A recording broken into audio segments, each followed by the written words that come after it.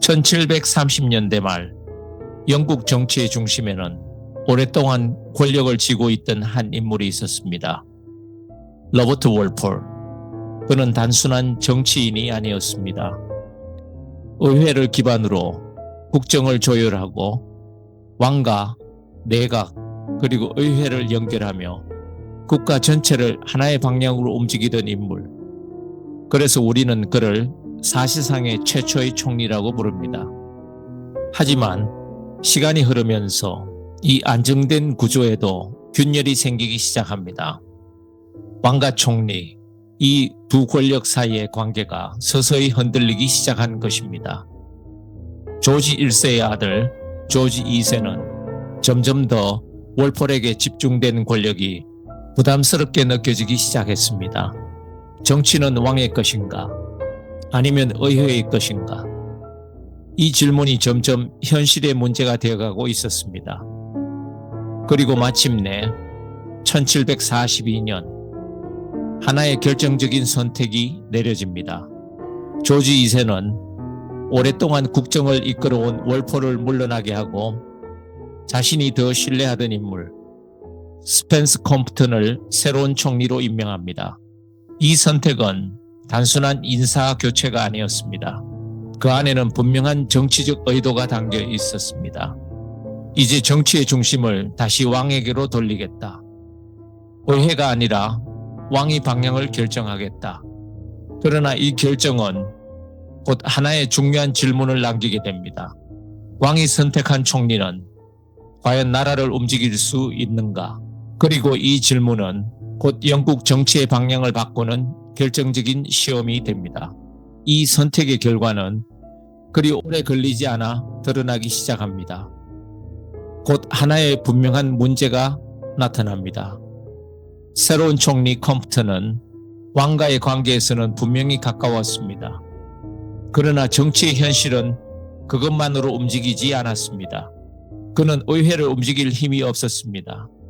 당시 영국 정치에서 가장 중요한 것은 무엇이었을까요? 왕의 신임이 아니라 의회의 지지였습니다. 이미 영국은 단순한 왕의 나라가 아니라 의회 위에서 정치가 운영되는 나라로 변해가고 있었기 때문입니다. 이 지점에서 컴프턴과 한 인물의 차이가 분명히 드러납니다. 월폴. 그는 단순한 왕의 총리가 아니었습니다. 의회 다수파를 기반으로 정책을 조율하고 국정을 실제로 운영하던 인물. 다시 말해 정치를 움직일 수 있는 총리였습니다. 하지만 컴프턴은 달랐습니다. 왕이 선택한 총리였지만 의회를 장악하지 못한 총리. 그의 권력은 위에서 내려온 것이었고 정치를 움직이는 힘은 아래에서 올라오지 않았습니다.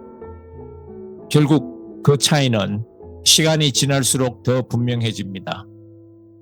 정치는 더 이상 왕의 의지만으로 움직이지 않았고 의회를 중심으로 현실적인 힘이 있는 곳으로 자연스럽게 이동하기 시작합니다. 그리고 바로 그 순간 영국 정치의 중심은 보이지 않게 그러나 확실하게 다시 한번 의회로 돌아가고 있었습니다. 이 시기에 영국 내부의 정치 변화와 동시에 유럽 전체에도 거대한 소용돌이 속에 있었습니다. 오스트리아 왕위 계승 전쟁. 이 전쟁은 단순한 왕위 다툼이 아니었습니다. 오스트리아의 통치자 마리아 테레지아의 계승을 둘러싸고 유럽 각국이 세력 균형과 영토를 놓고 충돌한 거대한 국제전쟁이었습니다. 이 전쟁으로 인해 유럽 대륙 전체가 흔들리기 시작했고 영국 역시 더 이상 내부 정치에만 집중할 수 없게 됩니다. 외교와 군사, 그리고 유럽 내 세력 균형이 국가의 생존과 직결되는 문제가 되었기 때문입니다. 바로 이 순간 한 인물이 전면에 등장합니다. 존 카트렛. 그는 단순한 정치가가 아니었습니다. 유럽 정세를 이해하고 외교 전략을 설계하며 왕과 직접 소통할 수 있는 인물. 특히 그는 조지 2세와 긴밀히 협력하며 영국의 외교 정책을 사실상 주도하기 시작합니다. 그리고 이 변화는 영국 정치의 중심을 의회보다 왕 쪽으로 다시 옮겨가게 합니다. 이제 상황은 점점 더 분명해집니다. 왕은 형식적인 총리였던 컴프턴이 아니라 실제로 정책을 움직이고 있던 카트렛을 중심으로 정치를 운영하기 시작합니다. 그리고 컴프턴은 점점 더 이름만 남은 총리가 되어갑니다. 권력의 자리에 있었지만 권력을 행사할 수 없는 위치. 이것이 바로 그가 서 있던 자리였습니다. 그리고 마침내 그는 스스로 왕 앞에 나아가 조용히 입을 엽니다. 제가 짐이 될까 두렵습니다. 이 장면은 단순한 사임 시도가 아니었습니다. 그 안에는 영국 정치의 방향을 바꾸는 중요한 의미가 담겨 있었습니다.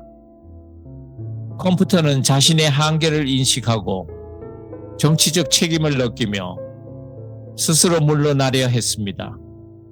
이 선택은 개인의 결단을 넘어 권력에 대한 새로운 인식이 드러난 순간이었습니다. 그 이전까지 그는 왕의 뜻을 수행하는 존재, 말 그대로 왕의 사람에 가까웠습니다. 그러나 이 장면에서 처음으로 드러난 것은 전혀 다른 모습이었습니다.